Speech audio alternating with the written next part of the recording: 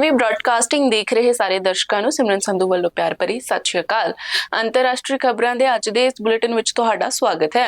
ਸਭ ਤੋਂ ਪਹਿਲਾਂ ਸ਼ੁਰੂਆਤ ਕਰਦੇ ਹਾਂ ਕੁਝ ਮੁੱਖ ਖਬਰਾਂ ਦੇ ਨਾਲ। ਝੁਕੇ ਜਾ ਰਹੇ 2 ਮਾਈਗ੍ਰੈਂਟਸ ਦੀ ਮੌਤ, 16 ਜ਼ਖਮੀ। 30 ਦਿਨਾਂ ਦੇ ਅੰਦਰ ਜੰਗ ਖਤਮ ਕਰਨਾ ਚਾਹੁੰਦਾ ਹੈ ਈਰਾਨ। ਕੈਲੀਫੋਰਨੀਆ 'ਚ ਡਰਾਈਵਰਲੈਸ ਕਾਰਸ ਤੋਂ ਪਰੇਸ਼ਾਨ ਹੋਈ ਪੁਲਿਸ। ਯੂਐਸ 'ਚ ਯਾਤਰੀ ਦੇ ਬੈਗ 'ਚੋਂ ਨਿਕਲਿਆ ਨਸ਼ਾ। ਤੇ ਹੁਣ ਖਬਰਾਂ ਵਿਸਥਾਰ ਦੇ ਵਿੱਚ। ਇੰਗਲਿਸ਼ ਚੈਨਲ ਪਾਰ ਕਰਨ ਦੀ ਕੋਸ਼ਿਸ਼ ਕਰ ਰਹੇ ਮਾਈਗ੍ਰੈਂਟਸ ਨਾਲ ਭਰੀ ਇੱਕ ਛੋਟੀ ਕਿਸ਼ਤੀ ਹਾਦਸੇ ਦਾ ਸ਼ਿਕਾਰ ਹੋ ਗਈ। ਇਹ ਕਿਸ਼ਤੀ ਆਡਲੋ ਬੀਚ ਤੋਂ ਰਾਤ ਦੇ ਸਮੇਂ ਚੱਲੀ ਸੀ, ਜਿਸ ਵਿੱਚ ਕੁੱਲ 82 ਲੋਕ ਸਵਾਰ ਸਨ। ਰਸਤੇ ਵਿੱਚ ਕਿਸ਼ਤੀ ਦਾ ਇੰਜਨ ਖਰਾਬ ਹੋ ਗਿਆ, ਜਿਸ ਕਰਕੇ ਇਹ ਬੇਕਾਬੂ ਹੋ ਗਈ। ਹਾਦਸੇ ਦੌਰਾਨ 2 ਔਰਤਾਂ ਦੀ ਮੌਤ ਹੋ ਗਈ, ਜਿਨ੍ਹਾਂ ਦੀ ਉਮਰ ਲਗਭਗ 20 ਸਾਲ ਦੱਸੀ ਜਾ ਰਹੀ ਹੈ ਅਤੇ ਉਹ ਸੁਡਾਨ ਨਾਲ ਸੰਬੰਧਿਤ ਸਨ। ਇਸ ਹਾਦਸੇ ਵਿੱਚ 16 ਲੋਕ ਜ਼ਖਮੀ ਹੋਏ ਹਨ, ਜਿਨ੍ਹਾਂ ਵਿੱਚੋਂ 3 ਦੀ ਹਾਲਤ ਗੰਭੀਰ ਦੱਸੀ ਜਾ ਰਹੀ ਹੈ।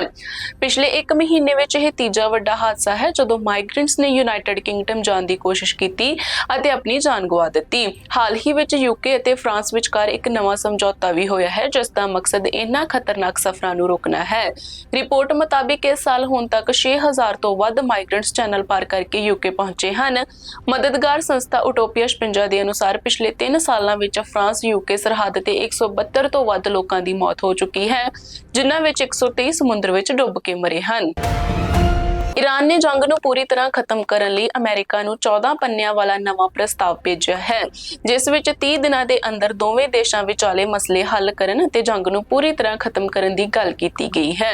ਡੋਨਾਲਡ ਟਰੰਪ ਨੇ ਕਿਹਾ ਹੈ ਕਿ ਉਹ ਇਸ ਪ੍ਰਸਤਾਵ ਦਾ ਜਾਇਜ਼ਾ ਲੈ ਰਹੇ ਹਨ, ਪਰ ਉਹਨਾਂ ਨੂੰ ਨਹੀਂ ਲੱਗਦਾ ਕਿ ਇਹ ਮਨਜ਼ੂਰ ਕੀਤਾ ਜਾ ਸਕੇਗਾ। ਉਹਨਾਂ ਦਾ ਕਹਿਣਾ ਹੈ ਕਿ ਈਰਾਨ ਨੇ ਪਿਛਲੇ ਕਈ ਸਾਲਾਂ ਦੌਰਾਨ ਦੁਨੀਆ ਲਈ ਜੋ ਕੀਤਾ ਹੈ, ਉਸ ਦੀ ਕੀਮਤ ਹਾਲੇ ਨਹੀਂ ਚੁਕਾਈ ਗਈ।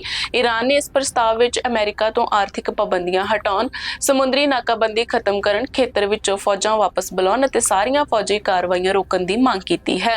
ਰਿਪੋਰਟ ਮੁਤਾਬਿਕ ਇਹ ਜਵਾਬ ਪਾਕਿਸਤਾਨ ਰਾਹੀਂ ਅਮਰੀਕਾ ਤੱਕ ਭੇਜਿਆ ਗਿਆ, ਕਿਉਂਕਿ ਪਾਕਿਸਤਾਨ ਦੋਵੇਂ ਦੇਸ਼ਾਂ ਵਿਚਕਾਰ ਗੱਲਬਾਤ ਕਰਵਾਉਣ ਲਈ ਕੋਸ਼ਿਸ਼ ਕਰ ਰਿਹਾ ਹੈ। ਇਸੇ ਦੌਰਾਨ ਅਬਾਸ ਅਰਾਗਚੀ ਨੇ ਓਮਾਨ ਦੇ ਵਿਦੇਸ਼ ਮੰਤਰੀ ਨਾਲ ਵੀ ਗੱਲਬਾਤ ਕੀਤੀ ਤਾਂ ਜੋ ਮਸਲੇ ਦਾ ਸ਼ਾਂਤੀਪੂਰਵਕ ਹੱਲ ਨਿਕਲ ਸਕੇ।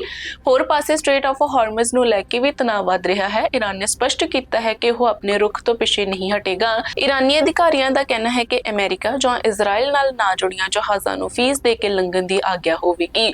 ਅਮਰੀਕਾ ਵੱਲੋਂ ਈਰਾਨੀ ਬੰਦਰਗਾਹਾਂ ਦੀ ਨਾਕਾਬੰਦੀ ਜਾਰੀ ਹੈ, ਜਿਸ ਕਾਰਨ ਈਰਾਨ ਦੀ ਅਰਥ ਵਿਵਸਥਾ ਤੇ ਵੱਡਾ ਅਸਰ ਪੈ ਰਿਹਾ ਹੈ। ਇਸ ਦਾ ਸਿੱਧਾ ਅਸਰ ਈਰਾਨ ਦੀ ਕਰੰਸੀ ਤੇ ਵੀ ਪਿਆ ਹੈ। ਈਰਾਨੀ ਰਿਆਲ ਦੀ ਕੀਮਤ ਡਾਲਰ ਦੇ ਮੁਕਾਬਲੇ ਹੋਰ ਘਟ ਗਈ ਹੈ, ਜਿਸ ਨਾਲ ਮਹਿੰਗਾਈ ਵੱਧ ਰਹੀ ਹੈ ਤੇ ਕਈ ਲੋਕ ਨੌਕਰੀਆਂ ਗਵਾ ਰਹੇ ਹਨ। ਕੈਲੀਫੋਰਨੀਆ ਵਿੱਚ ਡਰਾਈਵਰਲੈਸ ਕਾਰਸ ਨੂੰ ਲੈ ਕੇ ਵੱਡਾ ਫੈਸਲਾ ਸਾਹਮਣੇ ਆਇਆ ਹੈ। ਹੁਣ ਤੱਕ ਜਦੋਂ ਇਹ ਆਟੋਨੋਮਸ ਗੱਡੀਆਂ ਟ੍ਰੈਫਿਕ ਨਿਯਮਾਂ ਤੋੜਦੀਆਂ ਸਨ ਤਾਂ ਪੁਲਿਸ ਲਈ ਕਾਰਵਾਈ ਕਰਨੀ ਮੁਸ਼ਕਿਲ ਹੁੰਦੀ ਸੀ, ਕਿਉਂਕਿ ਗੱਡੀ ਵਿੱਚ ਕੋਈ ਡਰਾਈਵਰ ਨਹੀਂ ਹੁੰਦਾ ਸੀ। ਪਰ ਹੁਣ California department of motor vehicles ਨੇ ਨਵੇਂ ਨਿਯਮ ਲਾਗੂ ਕਰਨ ਦਾ ਐਲਾਨ ਕੀਤਾ ਹੈ। ਇਹ ਨਿਯਮ 1 ਜੁਲਾਈ ਤੋਂ ਲਾਗੂ ਹੋਣਗੇ, ਜਿਸ ਤਹਿਤ ਪੁਲਿਸ ਸਿੱਧੇ ਹੀ ਗੱਡੀ ਬਣਾਉਣ ਵਾਲੀ ਕੰਪਨੀਆਂ ਨੂੰ ਨਾਨ ਕੰਪਲਾਇੰਸ ਨੋਟਿਸ ਜਾਰੀ ਕਰ ਸਕੇਗੀ ਜੇ ਉਹਨਾਂ ਦੀ ਗੱਡੀ ਟ੍ਰੈਫਿਕ ਕਾਨੂੰਨ ਦੀ ਉਲੰਘਣਾ ਕਰਦੀ ਹੈ। ਇਹ ਨਵੀਆਂ ਹਦਾਇਤਾਂ ਮੁਤਾਬਿਕ ਜੇ ਆਟੋਨੋਮਸ ਵਾਹਨ ਟ੍ਰੈਫਿਕ ਨਿਯਮ ਤੋੜਦਾ ਹੈ ਤਾਂ ਕੰਪਨੀ ਜ਼ਿੰਮੇਵਾਰ ਠਹਿਰਾਇਆ ਜਾਵੇਗਾ। ਕਿਸੇ ਵੀ ਐਮਰਜੈਂਸੀ ਦੌਰਾਨ ਕੰਪਨੀਆਂ ਨੂੰ ਪੁਲਿਸ ਜਾਂ ਫਾਇਰ ਟੀਮ ਦੇ ਕਾਲ ਦਾ 30 ਸੈਕਿੰਡ ਦੇ ਵਿੱਚ ਜਵਾਬ ਦੇਣਾ ਪਵੇਗਾ ਅਤੇ ਜੇ ਗੱਡੀ ਐਮਰਜੈਂਸੀ ਇਲਾਕੇ ਵਿੱਚ ਦਾਖਲ ਹੁੰਦੀ ਹੈ ਤਾਂ ਜੁਰਮਾਨਾ ਲੱਗੇਗਾ। ਵੇਮੋ ਅਤੇ ਟੈਸਲਾ ਵਰਗੀਆਂ ਕੰਪਨੀਆਂ ਇਸ ਟੈਕਨੋਲੋਜੀ ਵਿੱਚ ਅੱਗੇ ਹਨ ਅਤੇ ਕੈਲੀਫੋਰਨੀਆ ਦੇ ਕਈ ਸ਼ਹਿਰਾਂ ਵਿੱਚ ਇਹ ਗੱਡੀਆਂ ਚੱਲ ਰਹੀਆਂ ਹਨ। ਪਿਛਲੇ ਸਮੇਂ ਵਿੱਚ ਕਈ ਵਾਰ ਇਹ ਗੱਡੀਆਂ ਨਿਯਮ ਤੋੜਦੀਆਂ ਦੇਖੀਆਂ ਗਈਆਂ ਹਨ। ਇੱਕ ਕੇਸ ਵਿੱਚ ਸੈਨ ਫਰਾਂਸਿਸਕੋ ਵਿੱਚ ਬਿਜਲੀ ਬੰਦ ਹੋਣ ਦੌਰਾਨ ਕਈ ਡਰਾਈਵਰਲੈਸ ਕਾਰਾਂ ਰਸਤੇ ਵਿੱਚ ਖੜੀਆਂ ਰਹੀਆਂ, ਜਿਸ ਨਾਲ ਟ੍ਰੈਫਿਕ ਹੋਰ ਖਰਾਬ ਹੋ ਗਿਆ। ਇੱਕ ਹੋਰ ਮਾਮਲੇ ਵਿੱਚ ਪੁਲਿਸ ਨੇ ਇੱਕ ਆਟੋਨੋਮਸ ਕਾਰ ਨੂੰ ਗਲਤ ਯੂ-ਟਰਨ ਕਰਦੇ ਵੇਖਿਆ, ਪਰ ਡਰਾਈਵਰ ਨਾ ਹੋਣ ਕਰਕੇ ਟਿਕਟ ਜਾਰੀ ਨਹੀਂ ਕਰ ਸਕੇ। ਹੁਣ ਨਵੇਂ ਨਿਯਮ ਨਾਲ ਇਹ ਸਮੱਸਿਆ ਹੱਲ ਕਰਨ ਦੀ ਕੋਸ਼ਿਸ਼ ਕੀਤੀ ਜਾ ਰਹੀ ਹੈ ਤਾਂ ਜੋ ਜਨਤਾ ਦੀ ਸੁਰੱਖਿਆ ਨੂੰ ਯਕੀਨੀ ਬਣਾਇਆ ਜਾ ਸਕੇ। ਅਮਰੀਕਾ ਤੋਂ ਇੱਕ ਹੈਰਾਨ ਕਰ ਦੇਣ ਵਾਲੀ ਘਟਨਾ ਸਾਹਮਣੇ ਆਈ ਹੈ, ਜਿੱਥੇ ਇੱਕ ਫਲਾਈਟ ਦੌਰਾਨ ਸੂਟਕੇਸ ਖੁੱਲਣ ਨਾਲ ਨਸ਼ੇ ਦੀ ਵੱਡੀ ਖੇਪ ਬਰਾਮਦ ਹੋਈ। ਇਹ ਘਟਨਾ ਲਾਸ ਵੇਗਸ ਅਤੇ ਡੈਲਸ ਲਵ ਫੀਲਡ ਜਾ ਰਹੀ ਉਡਾਨ ਦੌਰਾਨ ਵਾਪਰੀ। ਰਿਪੋਰਟ ਮੁਤਾਬਿਕ ਫਲਾਈਟ ਵਿੱਚ ਇੱਕ ਸੂਟਕੇਸ ਅਚਾਨਕ ਟੁੱਟ ਕੇ ਖੁੱਲ ਗਿਆ, ਜਿਸ ਵਿੱਚੋਂ ਵੱਡੀ ਮਾਤਰਾ ਵਿੱਚ ਮੈਰੀਜੁਆਨਾ ਬਾਹਰ ਆ ਗਈ। ਇਸ ਤੋਂ ਬਾਅਦ ਤੁਰੰਤ 에ਅਰਲਾਈਨ ਸਟਾਫ ਨੇ ਪੁਲਿਸ ਨੂੰ ਸੂਚਿਤ ਕੀਤਾ। ਡੈਲਸ ਪੁਲਿਸ ਡਿਪਾਰਟਮੈਂਟ ਨੇ ਦੱਸਿਆ ਕਿ ਉਹਨਾਂ ਦੀ ਨਾਰਕੋਟਿਕਸ ਯੂਨਿਟ ਨੇ ਇਸ ਮਾਮਲੇ ਦੀ ਜਾਣਕਾਰੀ ਦਿੱਤੀ ਅਤੇ ਉਹ ਤੁਰੰਤ ਕਾਰਵਾਈ ਵਿੱਚ ਲੱਗ ਗਏ। ਪੁਲਿਸ ਅਧਿਕਾਰੀਆਂ ਨੇ 에ਅਰਪੋਰਟ ਤੇ ਹੀ ਜਾਂਚ ਸ਼ੁਰੂ ਕਰ ਦਿੱਤੀ। ਜਾਂਚ ਦੌਰਾਨ 25 ਸਾਲ ਦੀ ਔਰਤ ਜੈਨੀਫਰ ਹੈਰਾਰਾ ਨੂੰ ਗ੍ਰਿਫਤਾਰ ਕੀਤਾ ਗਿਆ, ਜੋ 에ਅਰਪੋਰਟ ਤੋਂ ਬਾਹਰ ਜਾਣ ਦੀ ਕੋਸ਼ਿਸ਼ ਕਰ ਰਹੀ ਸੀ। ਉਸ ਤੇ 50 ਤੋਂ 2000 ਪਾਉਂਡ ਤੱਕ ਮੈਰੀਜੁਆਨਾ ਰੱਖਣ ਦਾ ਦੋਸ਼ ਲਗਾਇਆ ਗਿਆ ਹੈ, ਜੋ ਕਿ ਗੰਭੀਰ ਅਪਰਾਧ ਮੰਨਿਆ ਜਾਂਦਾ ਹੈ। ਪੁਲਿਸ ਨੇ ਹੋਰ ਜਾਂਚ ਦੌਰਾਨ 2 ਵੱਖਰੇ ਸੂਟਕੇਸ ਵੀ ਬਰਾਮਦ ਕੀਤੇ, ਜਿਨ੍ਹਾਂ ਵਿੱਚ ਵੈਕਿਊਮ ਸੀਲ ਕੀਤੇ ਪੈਕੇਟਾਂ ਵਿੱਚ ਨਸ਼ੀਲਾ ਪਦਾਰਥ ਰੱਖਿਆ ਗਿਆ ਸੀ। ਕੁੱਲ ਮਿਲਾ ਕੇ ਲਗਭਗ 75 ਪਾਉਂਡ ਮੈਰੀਜੁਆਨਾ ਬਰਾਮਦ ਹੋਈ। ਅਧਿਕਾਰੀਆਂ ਦਾ ਕਹਿਣਾ ਹੈ ਕਿ 에ਅਰਪੋਰਟ ਤੇ ਨਸ਼ਾ ਤਸਕਰੀ ਨੂੰ ਰੋਕਣ ਲਈ ਨਾਰਕੋਟਿਕਸ ਯੂਨਿਟ ਹਮੇਸ਼ਾ ਤਾਇਨਾਤ ਰਹਿੰਦੀ ਹੈ ਅਤੇ ਇਹ ਕਾਰਵਾਈ ਉਸੇ ਨਿਗਰਾਨੀ ਦਾ ਹਿੱਸਾ ਸੀ ਅਤੇ ਫਿਲਹਾਲ ਪੁਲਿਸ ਇਸ ਮਾਮਲੇ ਦੀ ਹੋਰ ਜਾਂਚ ਕਰ ਰਹੀ ਹੈ। ਅਲਬਰਟਾ ਦਾ ਇੱਕ ਐਸਟਰੋਨੌਟ ਜਲਦੀ ਹੀ ਸਪੇਸ ਮਿਸ਼ਨ ਤੇ ਜਾਣ ਵਾਲਾ ਹੈ। ਜੋਸ਼ੂਆ ਕੋਟਰਿਕ, ਜੋ ਪਹਿਲਾਂ ਇੱਕ ਪਾਇਲਟ ਰਹਿ ਚੁੱਕੇ ਹਨ ਅਤੇ ਬਾਅਦ ਵਿੱਚ ਕੈਨੇਡੀਅਨ ਸਪੇਸ ਏਜੰਸੀ ਨਾਲ ਜੁੜ ਗਏ ਹਨ, ਉਹ ਬਚਪਨ ਤੋਂ ਹੀ ਸਪੇਸ ਦੇ ਸੁਪਨੇ ਦੇਖਦੇ ਆ ਰਹੇ ਹਨ। ਲਗਭਗ 6 ਮਹੀਨੇ ਬਾਅਦ ਉਹ ਨਾਸਾ ਦੇ ਸਪੇਸ ਐਕਸ ਕਰੂ 13 ਮਿਸ਼ਨ ਵਿੱਚ ਇੱਕ ਸਪੈਸ਼ਲਿਸਟ ਵਜੋਂ 3 ਹੋਰ ਐਸਟਰੋਨੌਟਸ ਨਾਲ ਸ਼ਾਮਲ ਹੋਣਗੇ। ਇਸ ਮਿਸ਼ਨ ਦੌਰਾਨ ਉਹ ਮਨੁੱਖੀ ਸਿਹਤ ਨਾਲ ਸੰਬੰਧਿਤ ਮਹੱਤਵਪੂਰਨ ਖੋਜ ਕਰਨਗੇ। ਉਹ ਇਹ ਜਾਣਨ ਦੀ ਕੋਸ਼ਿਸ਼ ਕਰਨਗੇ ਕਿ ਮਨੁੱਖ ਮੂਨ ਤੇ ਕਿਵੇਂ ਰਹਿ ਸਕਦਾ ਹੈ। ਉਹਨਾਂ ਮੁਤਾਬਿਕ ਸਪੇਸ ਵਿੱਚ ਰੇਡੀਏਸ਼ਨ ਅਤੇ ਮਾਈਕਰੋਗ੍ਰੈਵਿਟੀ ਕਾਰਨ ਮਨੁੱਖੀ ਸਰੀਰ ਤੇ ਨੈਗੇਟਿਵ ਅਸਰ ਪੈਂਦਾ ਹੈ, ਜਿਸ ਨਾਲ ਬੁਢਾਪਾ, ਦਿਲ ਦੀਆਂ ਬਿਮਾਰੀਆਂ ਅਤੇ ਦਿਮਾਗੀ ਬਦਲਾਅ ਵਰਗੀਆਂ ਸਮੱਸਿਆਵਾਂ ਦਾ ਅਧਿਐਨ ਕੀਤਾ ਜਾ ਸਕਦਾ ਹੈ। ਇਹ ਮਿਸ਼ਨ ਆਰਟਮਿਸ 2 ਤੋਂ ਬਾਅਦ ਆ ਰਿਹਾ ਹੈ।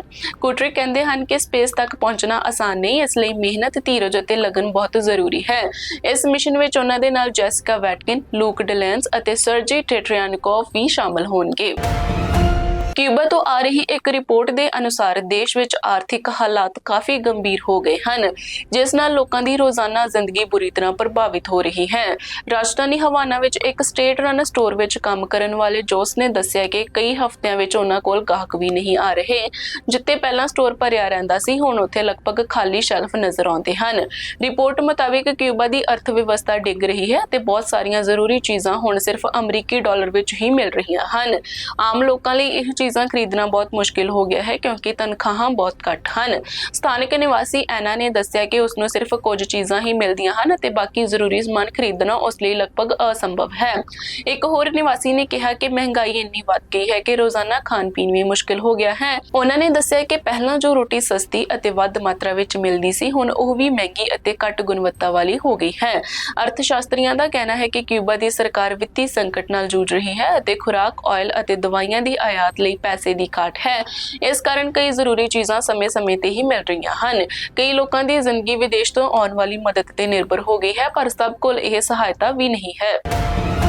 ਕੈਨੇਡਾ ਦੇ ਟੋਰਾਂਟੋ ਵਿੱਚ ਸਥਿਤ ਬਿਲੀ ਬਾਇਸ਼ਾਪ ਟੋਰਾਂਟੋ ਸਿਟੀ 에ਅਰਪੋਰਟ ਦੇ ਵਿਸਥਾਰ ਨੂੰ ਲੈ ਕੇ ਸਿਆਸਤ ਗਰਮ ਹੋ ਗਈ ਹੈ। ਕੰਜ਼ਰਵੇਟਿਵ ਲੀਡਰ ਪੀਅਰ ਪੋਲੀਅਵ ਨੇ ਓਨਟਾਰੀਓ ਸਰਕਾਰ ਦੀ ਉਸ ਯੋਜਨਾ ਦਾ ਸਮਰਥਨ ਕੀਤਾ ਹੈ ਜਿਸ ਵਿੱਚ ਇਸ 에ਅਰਪੋਰਟ ਨੂੰ ਵਧਾਉਣ ਦੀ ਗੱਲ ਕੀਤੀ ਜਾ ਰਹੀ ਹੈ।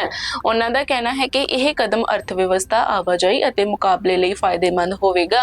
ਉਹਨਾਂ ਨੇ ਕਿਹਾ ਕਿ ਜੇ ਬਿਜ਼ਨਸ ਜਹਾਜ਼ ਸਿੱਧਾ ਡਾਊਨਟਾਊਨ ਵਿੱਚ ਉਤਰ ਸਕਣ ਤਾਂ ਯਾਤਰਾ ਆਸਾਨ ਹੋ ਜਾਵੇਗੀ ਅਤੇ ਸੜਕਾਂ ਤੇ ਟ੍ਰੈਫਿਕ ਵੀ ਘੱਟ ਹੋਵੇਗਾ। ਉਹਨਾਂ ਦੇ ਅਨੁਸਾਰ ਇਹ ਕਦਮ ਟੋਰਾਂਟੋ ਪੀਅਰਸਨ ਇੰਟਰਨੈਸ਼ਨਲ 에ਅਰਪੋਰਟ ਤੇ ਦਬਾਅ ਘਟਾ ਸਕਦਾ ਹੈ। ਇਹ ਵਿਚਾਰ ਪਹਿਲਾਂ ਵੀ 2022 ਵਿੱਚ ਪੇਸ਼ ਕੀਤਾ ਗਿਆ ਸੀ, ਜਦੋਂ ਫੈਡਰਲ ਸਰਕਾਰ ਨੂੰ ਰਨਵੇ ਵਧਾਉਣ ਦੀ ਅਪੀਲ ਕੀਤੀ ਗਈ ਸੀ ਤਾਂ ਜੋ ਜੈਟ ਜਹਾਜ਼ ਇਸ 에ਅਰਪੋਰਟ ਤੋਂ ਚੱਲ ਸਕਣ। ਪਰ ਓਲੀਵੀਆ ਚਾਓ ਅਤੇ ਟੋਰਾਂਟੋ ਸਿਟੀ ਕੌਂਸਲ ਨੇ ਇਸ ਦਾ ਵਿਰੋਧ ਕੀਤਾ। ਉਹਨਾਂ ਦਾ ਕਹਿਣਾ ਹੈ ਕਿ ਇਸ ਨਾਲ ਕਮਿਊਨਿਟੀ ਨੂੰ ਨੁਕਸਾਨ ਪਹੁੰਚ ਸਕਦਾ ਹੈ ਅਤੇ ਕੁਝ ਪਾਰਕਸ ਅਤੇ ਜਨਤਕ ਜਗ੍ਹਾ ਵੀ ਪ੍ਰਭਾਵਿਤ ਹੋ ਸਕਦੀਆਂ ਹਨ।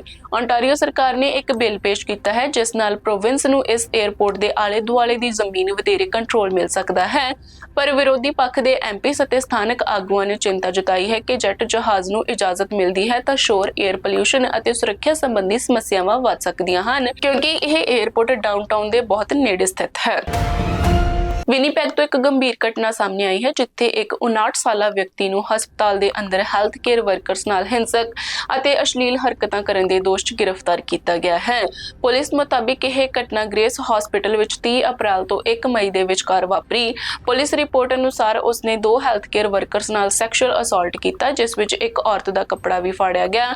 ਇਸ ਤੋਂ ਇਲਾਵਾ ਉਸਨੇ ਇੱਕ ਹੋਰ ਕਰਮਚਾਰੀ ਨੂੰ ਜਾਨੋਂ ਮਾਰਨ ਜਾਂ ਨੁਕਸਾਨ ਪਹੁੰਚਾਉਣ ਦੀ ਧਮਕੀ ਵੀ ਦਿੱਤੀ। ਹਸਪਤਾਲ ਦੀ ਸੂਚਨਾ ਤੇ ਪੁਲਿਸ ਨੇ ਤੁਰੰਤ ਕਾਰਵਾਈ ਕੀਤੀ ਅਤੇ ਲਗਭਗ 2 ਵਜੇ ਸਵੇਰੇ ਉਸ ਨੂੰ ਹਿਰਾਸਤ ਵਿੱਚ ਲੈ ਲਿਆ। ਉਸ ਤੇ ਹੁਣ 2 ਸੈਕਸ਼ੂਅਲ ਅਸੌਲਟ ਦੇ ਦੋਸ਼, ਇੱਕ ਹਮਲੇ ਦਾ ਦੋਸ਼ ਅਤੇ ਧਮਕੀਆਂ ਦੇਣ ਦਾ ਮਾਮਲਾ ਦਰਜ ਕੀਤਾ ਗਿਆ ਹੈ। ਬਾਅਦ ਵਿੱਚ ਉਸ ਨੂੰ ਸ਼ਰਤਾਂ ਤੇ ਰਿਹਾ ਕਰ ਦਿੱਤਾ ਗਿਆ ਹੈ। ਇਸ ਘਟਨਾ ਤੋਂ ਬਾਅਦ ਮੈਨੀਟੋਬਾ ਨਰਸਸ ਯੂਨੀਅਨ ਨੇ ਕਿਹਾ ਹੈ ਕਿ ਹਸਪਤਾਲਾਂ ਵਿੱਚ ਹਿੰਸਾ ਨੂੰ ਰੋਕਣ ਲਈ ਤੁਰੰਤ ਇੱਕ ਸਰਕਾਰੀ ਟਾਸਕ ਫੋਰਸ ਬਣਾਉਣੀ ਚਾਹੀਦੀ ਹੈ। ਯੂਨੀਅਨ ਨੇ ਸਰਕਾਰ ਤੋਂ ਮੰਗ ਕੀਤੀ ਹੈ ਕਿ ਇਸ ਮਾਮਲੇ ਨੂੰ ਤੁਰੰਤ ਗੰਭੀਰਤਾ ਨਾਲ ਲਿਆ ਜਾਵੇ ਅਤੇ ਹਸਪਤਾਲ ਸਟਾਫ ਦੀ ਸੁਰੱਖਿਆ ਲਈ ਸਖਤ ਨਿਯਮ ਲਾਗੂ ਕੀਤੇ ਜਾਣ। ਮਿਡਲ ਈਸਟ ਵਿੱਚ ਵੱਧਦੇ ਤਣਾਅ ਕਾਰਨ ਹਵਾਈ ਜਹਾਜ਼ ਤੇ ਆਇਲ ਦੀਆਂ ਕੀਮਤਾਂ ਬਹੁਤ ਵੱਧ ਗਈਆਂ ਹਨ। ਇਸ ਕਾਰਨ ਦੁਨੀਆ ਭਰ ਦੀ ਹਵਾਈ ਯਾਤਰਾ ਉਦਯੋਗ ਤੇ ਵੱਡਾ ਅਸਰ ਪੈ ਰਿਹਾ ਹੈ। ਭਾਰਤ, ਅਮਰੀਕਾ ਤੇ ਯੂਰਪ ਦੀਆਂ ਕਈ 에ਅਰਲਾਈਨਸ ਕੰਪਨੀਆਂ ਨੇ ਖਰਚਾ ਘਟਾਉਣ ਲਈ ਉਡਾਣਾਂ ਘਟਾਉਣ ਜਾਂ ਆਪਣੇ ਸਕੇਜੂਲ ਵਿੱਚ ਬਦਲਾਅ ਕਰਨਾ ਸ਼ੁਰੂ ਕਰ ਦਿੱਤਾ ਹੈ। ਭਾਰਤ ਵਿੱਚ 에ਅਰ ਇੰਡੀਆ ਨੇ ਜੂਨ ਅਤੇ ਜੁਲਾਈ ਵਿੱਚ ਆਪਣੀਆਂ ਕਈ ਇੰਟਰਨੈਸ਼ਨਲ ਫਲਾਈਟਸ ਘਟਾਉਣ ਦਾ ਫੈਸਲਾ ਕੀਤਾ ਹੈ। ਇਸ ਦਾ ਜ਼ਿਆਦਾਤਰ ਅਸਰ ਯੂਰਪ, ਅਮਰੀਕਾ ਤੇ ਆਸਟ੍ਰੇਲੀਆ ਵਾਲੇ ਰੂਟਾਂ ਤੇ ਪੈ ਰਿਹਾ ਹੈ। ਇਸ ਤਰ੍ਹਾਂ ਇੰਡੀਗੋ ਨੇ ਵੀ ਆਪਣੀਆਂ ਇੰਟਰਨੈਸ਼ਨਲ ਫਲਾਈਟਸ ਵਿੱਚ ਕਰੀਬ 17% ਕਮੀ ਕੀਤੀ ਹੈ। ਅਮਰੀਕਾ ਦੀ ਸਪਿਰਿਟ 에ਅਰਲਾਈਨਸ ਨੇ ਵਿੱਤੀ ਦਬਾਅ ਕਾਰਨ ਆਪਣਾ ਕੰਮਕਾਜ ਬੰਦ ਕਰ ਦਿੱਤਾ ਹੈ। ਯੂਰਪ ਦੀਆਂ ਵੱਡੀਆਂ 에ਅਰਲਾਈਨਸ ਕੰਪਨੀਆਂ ਜਿਵੇਂ 에ਅਰ ਫਰਾਂਸ, KLM ਅਤੇ ਲਫਥਾਂਸਾ ਵੀ ਆਪਣੇ ਰੂਟਸ ਅਤੇ ਖਰਚੇ ਘਟਾਉਣ ਤੇ ਵਿਚਾਰ ਕਰ ਰਹੀਆਂ ਹਨ। ਏਸ਼ੀਆ ਵਿੱਚ 에ਅਰ ਏਸ਼ੀਆ ਅਤੇ ਕੈਥੇ ਪੈਸੀਫਿਕ ਨੇ ਵੀ ਜਾਂ ਤਾਂ ਉਡਾਣਾਂ ਘਟਾਈਆਂ ਹਨ ਜਾਂ ਫਿਊਲ ਸਰਚਾਰਜ ਵਧਾ ਦਿੱਤਾ ਹੈ। ਮਾਹਿਰਾਂ ਮੁਤਾਬਿਕ ਇੱਕ 에ਅਰਲਾਈਨ ਦੇ ਖਰਚੇ ਦਾ 35 ਤੋਂ 40% ਹਿੱਸਾ ਸਿਰਫ ਤੇਲ ਤੇ ਹੁੰਦਾ ਹੈ। ਇਸ ਲਈ ਤੇਲ ਦੀਆਂ ਕੀਮਤਾਂ ਵਧਣ ਨਾਲ ਟਿਕਟਾਂ ਵੀ ਮਹਿੰਗੀਆਂ ਹੋ ਰਹੀਆਂ ਹਨ। ਅਲਬਰਟਾ ਦੇ ਵਿੱਚ 30 ਲੱਖ ਤੋਂ ਵੱਧ ਵੋਟਰਸ ਦੀ ਜਾਣਕਾਰੀ ਲੀਕ ਹੋਣ ਤੋਂ ਬਾਅਦ ਐਡਮਿੰਟਨ ਦੀ ਇੱਕ ਔਰਤ ਨੂੰ ਆਪਣਾ ਘਰ ਛੱਡਣਾ ਪਿਆ। ਐਡਮਿੰਟਨ ਦੇ ਕੌਂਸਲਰ ਐਰਨ ਪਕੀਟ ਨੇ ਦੱਸਿਆ ਕਿ ਉਹ ਅਤੇ ਉਹਨਾਂ ਦੀ ਟੀਮ ਇੱਕ ਔਰਤ ਦੀ ਮਦਦ ਕਰ ਰਹੇ ਹਨ ਜੋ ਘਰੇਲੂ ਹਿੰਸਾ ਦਾ ਸ਼ਿਕਾਰ ਹੋ ਰਹੀ ਹੈ।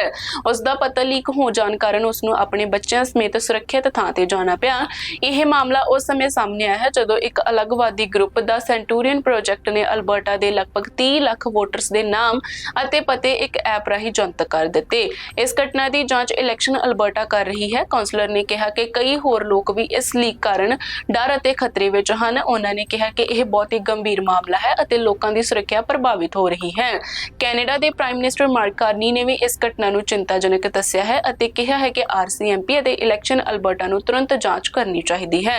ਰਿਪੋਰਟ ਮੁਤਾਬਿਕ ਇਹ ਵੋਟਰ ਡਾਟਾ ਪਹਿਲਾਂ ਇੱਕ ਰਾਜਨੀਤਿਕ ਪਾਰਟੀ ਨਾਲ ਜੁੜਿਆ ਹੋ ਸਕਦਾ ਹੈ, ਪਰ ਇਹ ਸਪਸ਼ਟ ਨਹੀਂ ਹੈ ਕਿ ਇਹ ਜਾਣਕਾਰੀ ਦਾ ਸੈਂਟੂਰੀਅਨ ਪ੍ਰੋਜੈਕਟ ਤੱਕ ਕਿਵੇਂ ਪਹੁੰਚੀ। ਅਧਿਕਾਰੀਆਂ ਨੇ ਅਦਾਲਤ ਤੋਂ ਹੁਕਮ ਲੈ ਕੇ ਉਸ ਐਪ ਨੂੰ ਬੰਦ ਕਰਵਾ ਦਿੱਤਾ ਹੈ ਜਿਸ ਰਾਹੀਂ ਇਹ ਜਾਣਕਾਰੀ ਫੈਲਾਈ ਗਈ ਸੀ। ਕੌਂਸਲਰ ਪਕੀਟ ਨੇ ਕਿਹਾ ਹੈ ਕਿ ਇਸ ਤਰ੍ਹਾਂ ਦੀ ਪ੍ਰਾਈਵੇਸੀ ਲੀਕ ਬਹੁਤ ਨੁਕਸਾਨਦਾਇਕ ਹੈ ਅਤੇ ਲੋਕਾਂ ਦੀ ਜ਼ਿੰਦਗੀ ਤੇ ਗੰਭੀਰ ਅਸਰ ਪਾਉਂਦੀ ਹੈ। ਕੈਲਗਰੀ ਦੇ ਬੇਅਰਸਪਾ ਸਾਊਥ ਫੀਡਰ ਮੇਨ ਦੇ ਸਟੀਲ ਹਿੱਸੇ ਦੀ ਜਾਂਚ ਸਫਲਤਾਪੂਰਵਕ ਪੂਰੀ ਕਰ ਲਈ ਗਈ ਹੈ। ਇਹ ਜਾਂਚ ਇੱਕ ਰੋਬੋਟਿਕ ਡਿਵਾਈਸ ਪਾਈਪ ਡਾਈਵਰ ਦੀ ਮਦਦ ਨਾਲ ਕੀਤੀ ਗਈ। ਸਿਟੀ ਅਧਿਕਾਰੀਆਂ ਮੁਤਾਬਿਕ ਇਹ ਟੈਸਟ 28 ਅਪ੍ਰੈਲ ਨੂੰ ਮੁੜ ਸ਼ੁਰੂ ਕੀਤਾ ਗਿਆ ਸੀ ਅਤੇ ਲਗਭਗ 2 ਕਿਲੋਮੀਟਰ ਲੰਬੇ ਪਾਈਪ ਸੈਕਸ਼ਨ ਦੀ ਡਾਟਾ ਕਲੈਕਸ਼ਨ ਕੀਤੀ ਗਈ। ਇਸ ਤੋਂ ਪਹਿਲਾਂ ਵੀ 13 ਅਪ੍ਰੈਲ ਨੂੰ ਇਹੀ ਟੈਸਟ ਕੀਤਾ ਗਿਆ ਸੀ, ਪਰ ਉਸ ਸਮੇਂ ਰੋਬੋਟਿਕ ਡਿਵਾਈਸ ਤੁਰੰਤ ਖਰਾਬ ਹੋ ਗਿਆ ਸੀ ਅਤੇ ਟੈਸਟ ਅਧੂਰਾ ਰਹਿ ਗਿਆ ਸੀ। ਸ਼ਹਿਰ ਨੇ ਕਿਹਾ ਹੈ ਕਿ ਹੁਣ ਦਾ ਟੈਸਟ ਸਫਲ ਰਿਹਾ ਹੈ ਅਤੇ ਪਾਣੀ ਦੀ ਸਪਲਾਈ ਤੇ ਕੋਈ ਅਸਰ ਨਹੀਂ ਪਿਆ। ਪਾਣੀ ਦੀ ਸਰਵਿਸ ਪੂਰੀ ਤਰ੍ਹਾਂ ਸਥਿਰ ਹੈ ਅਤੇ ਕੋਈ ਪਾਬੰਦੀ ਦੀ ਉਮੀਦ ਨਹੀਂ ਹੈ। ਸਿਟੀ ਅਨੁਸਾਰ ਟੈਸਟ ਤੋਂ ਬਾਅਦ ਪਾਈਪ ਨੂੰ ਮੁੜ ਭਰਿਆ ਗਿਆ ਅਤੇ ਪਾਣੀ ਦੇ ਸੈਂਪਲ ਲਏ ਗਏ। ਜਾਂਚ ਦੇ ਨਤੀਜੇ ਵੀ ਸਹੀ ਆਏ ਹਨ ਅਤੇ ਹੁਣ ਲਗਭਗ 1 ਮਹੀਨੇ ਵਿੱਚ ਪੂਰੀ ਰਿਪੋਰਟ ਆਵੇਗੀ ਜਿਸ ਦੇ ਆਧਾਰ ਤੇ ਅੱਗੇ ਦੀ ਮੁਰੰਮਤ ਜਾਂ ਯੋਜਨਾ ਬਣਾਈ ਜਾਵੇਗੀ। ਅਧਿਕਾਰੀਆਂ ਦਾ ਕਹਿਣਾ ਹੈ ਕਿ ਇਹ ਜਾਂਚ ਇਸ ਲਈ ਕੀਤੀ ਜਾ ਰਹੀ ਹੈ ਕਿਉਂਕਿ ਇਹ ਪਾਈਪਲਾਈਨ ਪਿਛਲੇ ਕੁਝ ਸਾਲਾਂ ਵਿੱਚ ਕਈ ਵਾਰ ਟੁੱਟ ਚੁੱਕੀ ਹੈ, ਜਿਸ ਵਿੱਚ ਸਭ ਤੋਂ ਤਾਜ਼ਾ ਮਾਮਲਾ ਪਿਛਲੇ ਦਸੰਬਰ ਵਿੱਚ ਸਾਹਮਣੇ ਆਇਆ ਹੈ। ਇਸ ਦੇ ਨਾਲ ਹੀ ਅੱਜ ਦੇ ਬੁਲੇਟਿਨ ਵਿੱਚ ਇੰਨਾ ਹੀ। ਮੈਨੂੰ ਸਿਮਰਨ ਸੰਧੂ ਨੂੰ ਦਿਓ ਇਜਾਜ਼ਤ। ਤੁਸੀਂ ਇਸ ਤਰ੍ਹਾਂ ਹੀ ਦੇਖਦੇ ਰਹੋ BTV broadcasting. B positive, B yourself.